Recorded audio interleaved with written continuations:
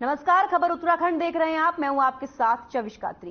चंपावत के टनकपुर में अंतर्राष्ट्रीय रिवर राफ्टिंग प्रतियोगिता की तैयारी जोर शोर से शुरू हो चुकी है और इस प्रतियोगिता का शुभारंभ 27 सितंबर को होगा और ये प्रतियोगिता 3 दिनों के लिए आयोजित की जाएगी। प्रतियोगिता की तैयारियों को लेकर जिला प्रशासन ने संबंधित सभी विभागों से दिशा निर्देश दिए।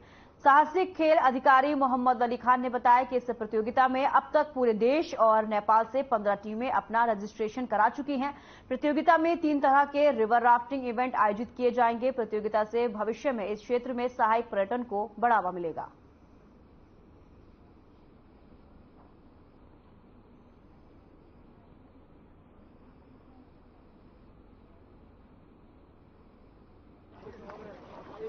मेरे प्यारे चंपावत और उत्तराखंड के वासियों, आपको जानकर खुशी होगी कि हमारे प्यारे टनकपुर में नेशनल राफ्टिंग चैंपियनशिप का 27 से 29 सितंबर 2023 तक आयोजन हो रहा है। इस आयोजन में देश भर से राफ्टिंग की 15 से अधिक प्रमुख टीमों ने अपनी प्रतिभागिता की पुष्टि कर ली है, जिनके बीच काली नदी पर एक महत्वपूर्ण रोमांचक मुकाबला होगा।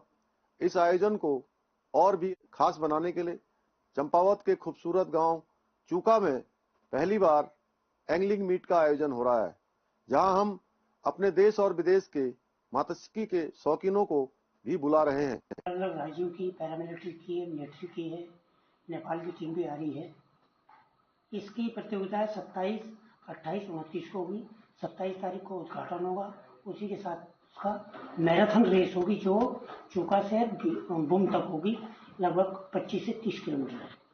सेकेंड इसका इवेंट है स्प्रिंट्स रेस, जो 10 से 15 किलोमीटर के बीच में, जो चरणबंदी से लेकर के और बुम तक होगी।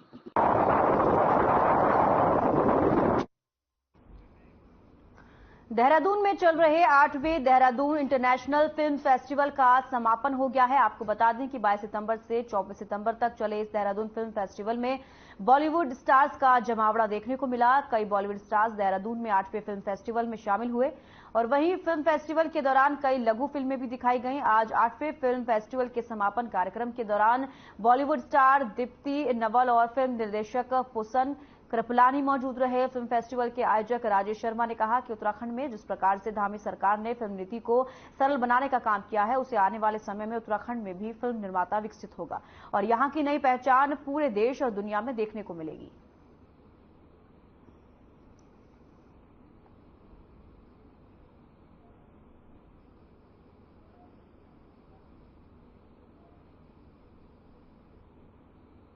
ये हमारा 22, 23, 24 को था सिल्वर सिटी और तुलाज में और WIC में।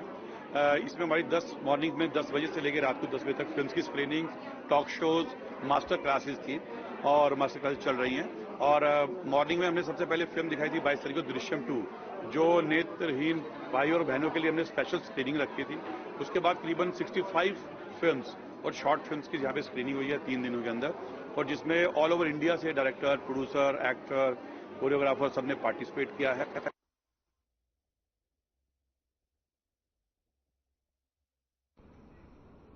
पशुपालन मंत्री सौरभ बहुगुणा ने रविवार को कोटद्वार के पशु अस्पताल का निरीक्षण किया और इस दौरान मंत्री ने पशुपालन विभाग के अधिकारियों को निर्देशित करते हुए कहा कि सड़कों पर आवारा घूम रहे गौवंश और नंदियों को गौशालाओं में शिफ्ट किया जाए। साथ ही उन्होंने कहा कि सभी जिलाधिकारियों को निर्देशित किया गया है कि NGO के माध्यम से सरकारी भूमि पर गौशालाओं का निर्माण किया जाए।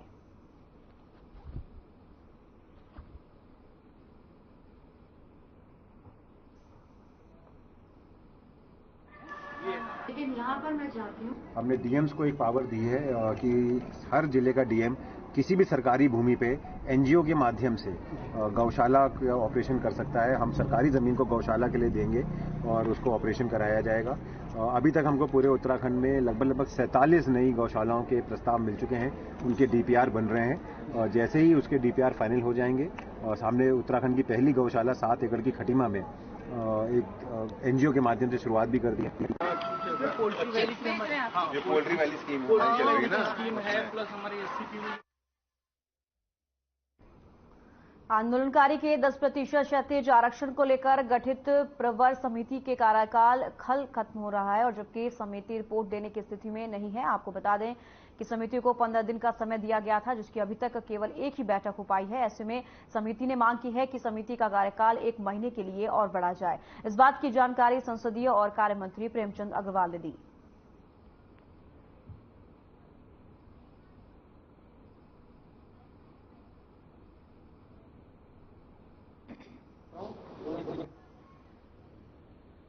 के हित में निर्णय लेने के लिए कतई गंभीर नहीं है। हम तो धन्यवाद करेंगे माननीय उच्च न्यायालय का, उसके निर्देश पर सरकार कार्रवाई कर रही है, उनको उसके निर्देश पर आरक्षण देने की बात कर रही है। और आरक्षण को टालने के लिए, यदि आरक्षण जो आंदोलनकारियों को मिलना चाहिए उसको टालने के लिए प्रवर समिति का निर्माण कराया, गठित करवाई, और प्रवर समिति की एक बैठक हुई अभी तक। अगर सरकार गंभीर होती तो जल्दी से जल्दी प्रवर समिति की बैठकें कराकर उस पर निर्णय लेना चाहिए सरकार और अपना निर्णय ले सकें। तो माननीय बेंजीबम ने आग्रह किया जैसे उनका समय मिलेगा फिर हम बैठक करेंगे और तदुपरांत रिपोर्ट माननीय बेंजीबम।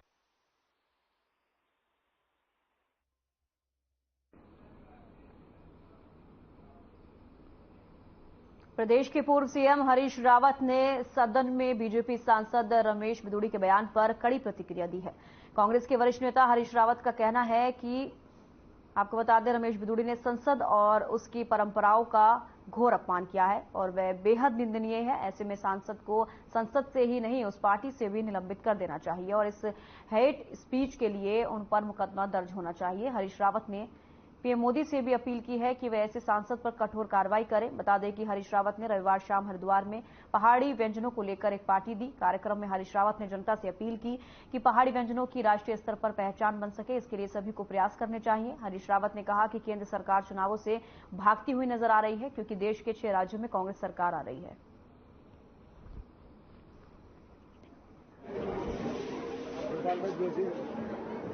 पांच के 5 प्लस हो, जम्मू कश्मीर में भी आज चुनाव होते हैं तो 6 के 6 कांग्रेस जीत रही है।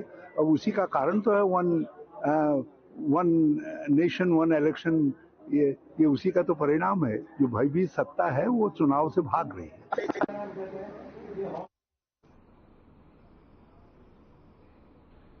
सीमेंट का ट्रक गायब करने वाले 3 आरोपियों को गिरफ्तार कर लिया गया है। आपको बता दें कि साथ ही ट्रक और नकदी के साथ सीमेंट के कट्टे भी बरामद किए गए। रुड़की की भगवानपुर थाना पुलिस को बड़ी सफलता हाथ लगी है। पुलिस ने पंजाब स्थित सीमेंट की फैक्ट्री से लगभग 40 टन सीमेंट भरकर विकासनगर के लिए निकले ट्रक को बरामद कर लिया है। ट्रक चालक को विकासनगर जाना था, जहां पर वह नहीं पहुंचा और रास्ते से ही लापता हो गया। ट्रक के मालिक के द्वारा पुलिस को तहरीर देकर मुकदमा दर्ज कराया गया था, जिसके बाद पुलिस ने घटना का खुलासा करते हुए ट्रैक्टर ट्रॉली, 690 सीमेंट के बैग और 83,000 की नकदी बरामद कर ली है।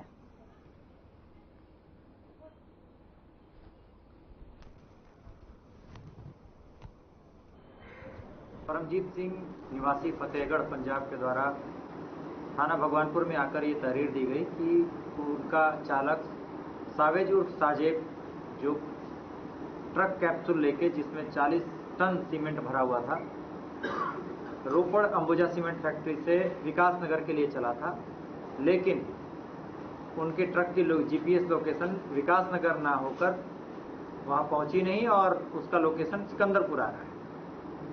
मुझे शक है कि इनके द्वारा चोरी करके चीजें बेच दी गई हैं। और रुक रहे एक छोटे से ब्रेक के लिए, जल्द हाजिर होंगे।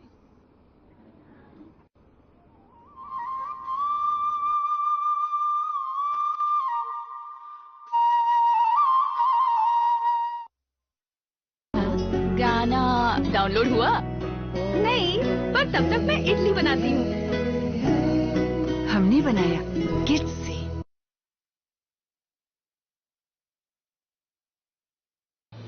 डेंगू से बचने के लिए जरूरी है आसपास पानी जमा ना होने दें। डेंगू से बचाव करना है तो याद रखिए ये सारी बातें।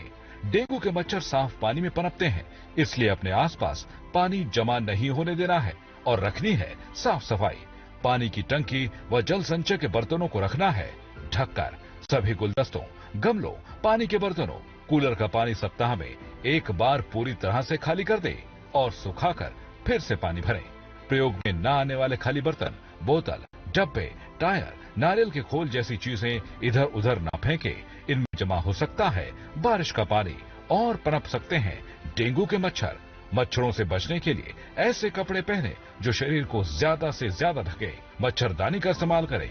बिना चिकित्सकीय सलाह के कोई भी दवा न लें। नमस्कार। डेंगू और मलेरिया की रोकथाम, नियंत्रण और बचाव के लिए हम सभी को अपने आसपास के वातावरण को स्वच्छ बनाए रखना है, क्योंकि बारिश के मौसम में संक्रामक बीमारियों के साथ साथ डेंगू और मलेरिया के लार्वा भी तेजी से पनपते हैं। मेरा आप सभी से आग्रह है कि अपने घर में और घरों के आसपास साफ सफाई रखें, जल भराव न होने दें, ताकि डेंगू और मलेरिया की रोकथाम व नियंत्रण के लिए इस बीमारी की मूल वजह पर चोट की जा सके। हम सभी प्रत्येक रविवार को यह सुनिश्चित करें कि डेंगू के मच्छर आपके घरों या आसपास पनप तो नहीं रहे। छतों पर, कूलरों पर और गमलों की ट्रे पर पानी एकत्रित न होने दें। उस स्थान को साफ सुथरा रखें। हम सभी डेंगू और मलेरिया से बचाव के लिए जागरूकता फैलाएं और एक संकल्प लें कि आसपास के वातावरण को स्वच्छ बनाए रखेंगे और एक दूसरे को सहयोग करते रहेंगे। हर रविवार रहें तैयार, स्वच्छता अपनाकर करें डेंगू और मलेरिया पर वार। धन्यवाद। जागरूकता के साथ बरतनी है सावधानी।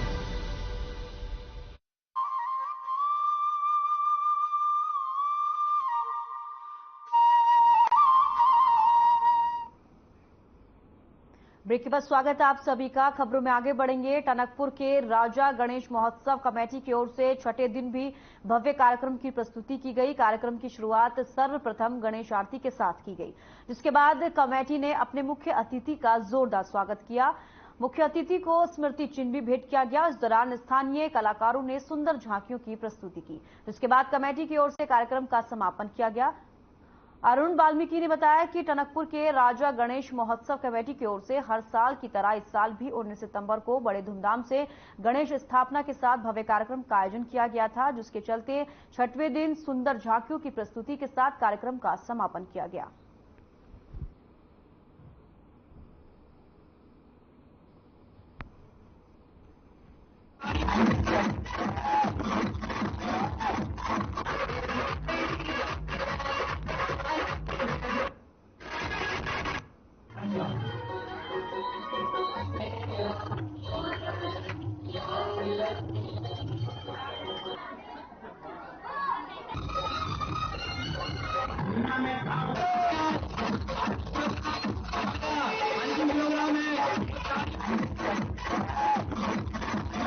हमारी महोत्सव कमेटी द्वारा 19 सितंबर को श्री गणेश भगवान की मूर्ति की स्थापना की थी और आज छठा दिन है। छठे दिन भी हम भी बहुत धूमधाम से झांकियों के साथ प्रस्तुति की जा रही है और कल 25 तारीख को हमारा विसर्जन होना है।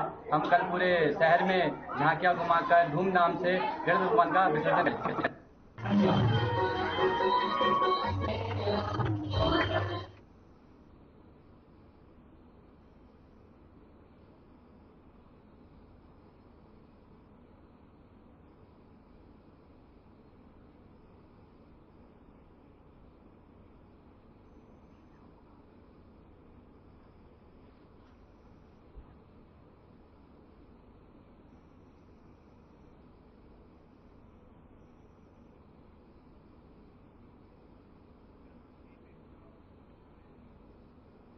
पुलिस अधीक्षक अभय सिंह और उप जिलाधिकारी अभय प्रताप सिंह की तरफ से कोतवाली में प्रभारी निरीक्षक मनोज रतूड़ी और समस्त पुलिस चौकी प्रभारियों की मौजूदगी में आगामी 28 सितंबर को काशीपुर में होने वाले बराफात गणेश महोत्सव और नगर कीर्तन रामलीला कमेटी जुलूस के संबंध में कोतवाली में मीटिंग आयोजित की गई, जिसमें सभी धर्मों के लोगों ने अपने अपने विचार और सुझाव रखे। वहीं पुलिस अधीक्षक और उप जिलाधिकारी और कोतवाली प्रभारी की तरफ से आवश्यक दिशा निर्देश दिए गए।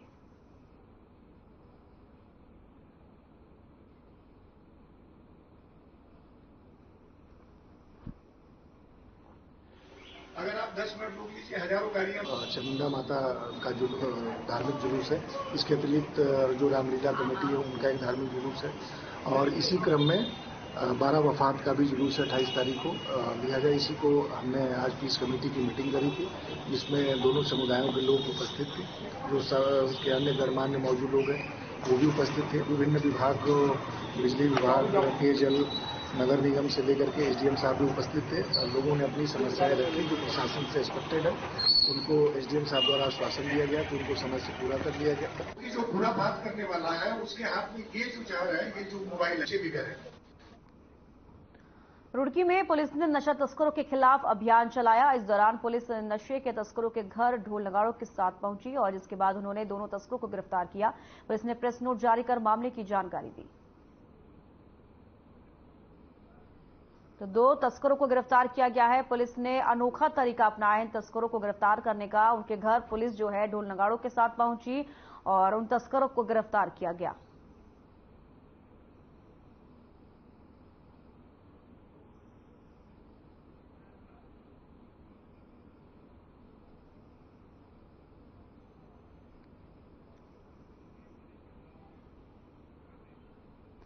छात्राओं और भोजन माता के साथ छेड़खानी करने के आरोप में एक शिक्षक पर मुकदमा दर्ज कर लिया गया है।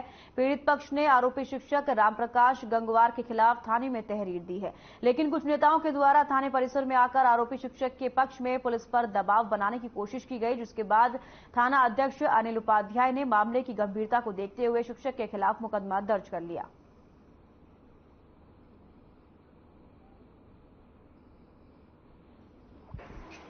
ग्रामवासी दिनेशपुर के एक गांव है, उसके ग्रामवासियों द्वारा सूचना दी गई कि स्कूल में, प्राइमरी स्कूल में बच्चों के साथ छेड़ाखानी और भोजन माता के साथ भी छेड़ाखानी की जा रही है करके। तो इस संबंध में हमारे पास तहरीर प्राप्त हो गई है। तहरीर के आधार पर थाना दिनेशपुर में मुकदमा पंजीकृत किया जा चुका है और जिसकी विवेचना एसआई रजनी गोस्वामी द्वारा की जा रही है। पहले हम जो है टीचर से बात करें।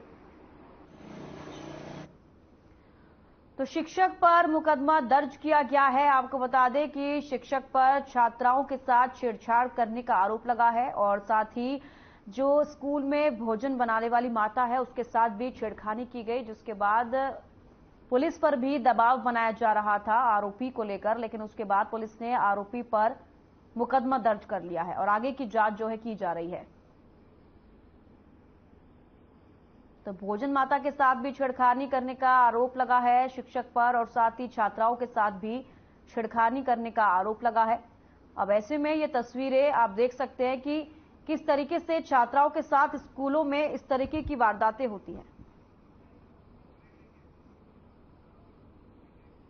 और रुक एक छोटे से ब्रेक के लिए जल्द हाजिर होंगे।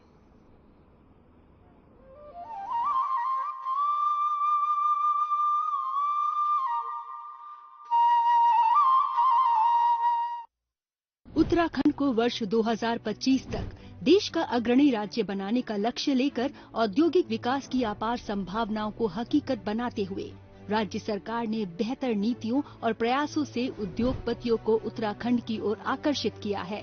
तभी तो आज देश विदेश से बड़ी संख्या में उद्योग समूह निवेश के लिए आगे आ रही हैं। उद्योग, एमएसएमई, पर्यटन, हाइड्रो, सौर ऊर्जा नीति को संशोधित कर सरकार ने निवेश के सरल और सुविधाजनक दरवाजे खोले हैं। निवेश के बेहतर रास्ते निकाल रही प्रदेश सरकार। नीतियों का हो रहा सरलीकरण और क्रियान्वयन। सड़क, रेल एवं हाई कनेक्टिविटी का तेजी से विस्तार। ग्लोबल इन्वेस्टर्स समिट में जुटेंगे दिग्गज उद्योग समूह। आजादी के अमृत काल में उत्तराखंड भी आगे बढ़कर अपना योगदान दे रहा है, जिसमें उद्योग जगत को साथ लेकर प्रदेश में सिंगल विंडो सिस्टम को प्रभावी बनाते हुए उद्योग की राह सुगम बना रही सरकार, जिससे खुल रहे प्रदेश में उन्नति के नए द्वार।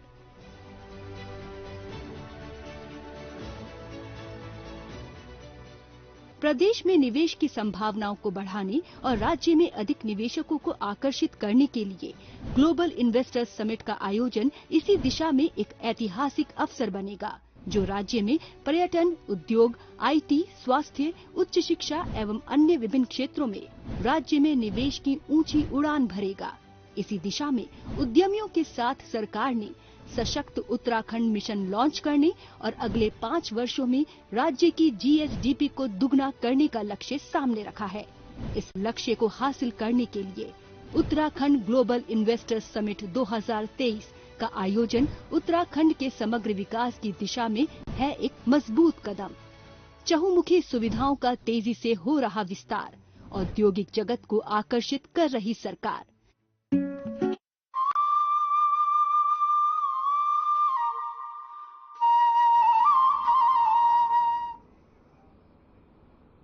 ब्रेक के बाद आप सभी का स्वागत है। नेता प्रतिपक्ष यशपाल आर्य ने मुख्यमंत्री पुष्कर सिंह धामी के विदेश दौरे को लेकर तंज कसा है। नेता प्रतिपक्ष ने कहा कि वो मुख्यमंत्री पुष्कर सिंह धामी का स्वागत करेंगे जब वो विदेश दौरे से लौट कर आएंगे, और तो उनसे पूछा जाएगा कि उनके द्वारा कितना निवेश उत्तराखंड के लिए लाया गया है।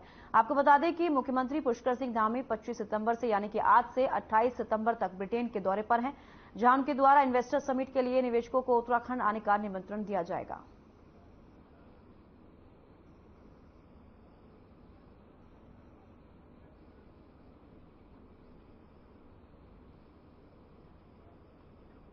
विदेश से लौटने के बाद उनका हम स्वागत करेंगे। अगर कितना निवेश होता है, क्या क्या राज्य को सौगात मिलती है, ये जाहिर हो जाएगा।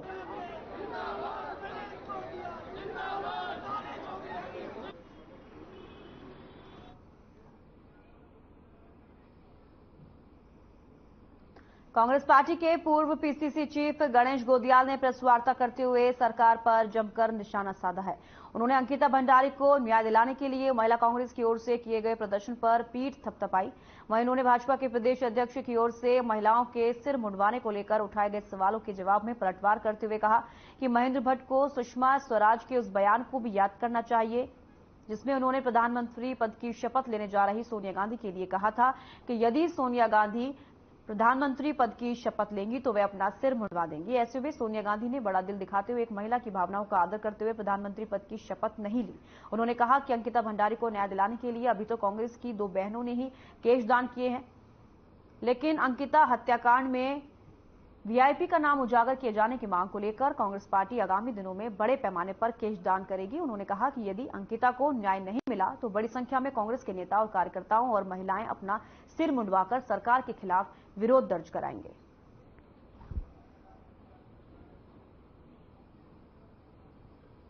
भारतीय जनता पार्टी के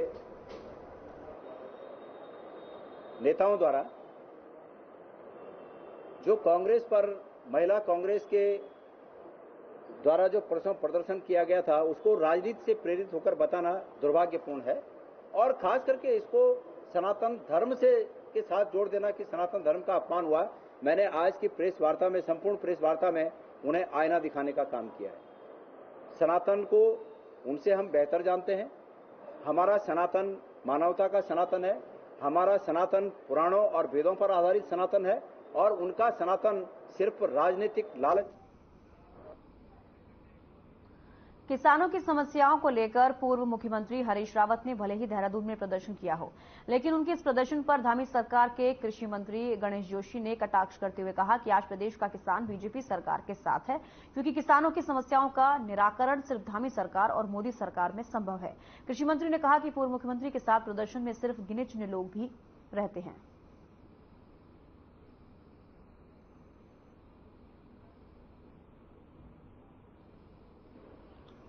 ये तो लोकतंत्र है। कितने लोग उनके वास्ते, कितने किसान उनके साथ थे? गिनतियों में, उंगलियों में आप गिनती कर सकते हैं कि किसानों को मालूम है कि उनकी मदद करेगी तो पुष्कर सिंह धामी की सरकार करेगी। पहले ही मदद हम पुष्कर सिंह धामी सरकार ने की है। किसानों को सम्मान निधि के माध्यम से आगे बढ़ाने का काम किया है, तो देश के प्रधानमंत्री नरेंद्र मोदी जी ने किया। किसान इस बात को जानता बोला, बोल गया मैं। चंपावत के टनकपुर में हर्षोल्लास के साथ अंतर्राष्ट्रीय बालिका दिवस मनाया गया। बता दें कि नगरपालिका क्षेत्र नई बस्ती वार्ड नंबर 5 में अंतर्राष्ट्रीय बालिका दिवस के अवसर पर समाज सेवी अनिल चौधरी पिंकी के नेतृत्व में स्थानीय निवासी अमित कुमार ने 40 बालिकाओं के साथ केक काटकर बालिका दिवस मनाया, और इस मौके पर बालिकाओं के चेहरों पर मुस्कुराहट और उनके अंदर खुशी का माहौल देखने को मिला। समाज सेविका अनिल चौधरी पिंकी ने बताया कि अंतर्राष्ट्रीय बालिका दिवस को हमेशा याद रखना चाहिए और बालिकाओं का हमेशा सम्मान करना चाहिए।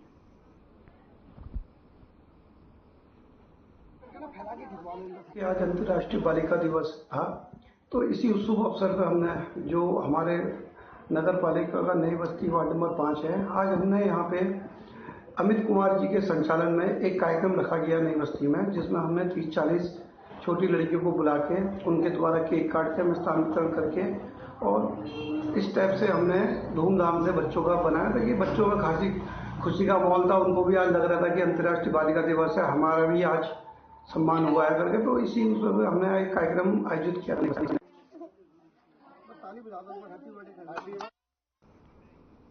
खबर उत्तराखंड में फिलहाल इतना ही। दीजिए इजाजत, नमस्कार।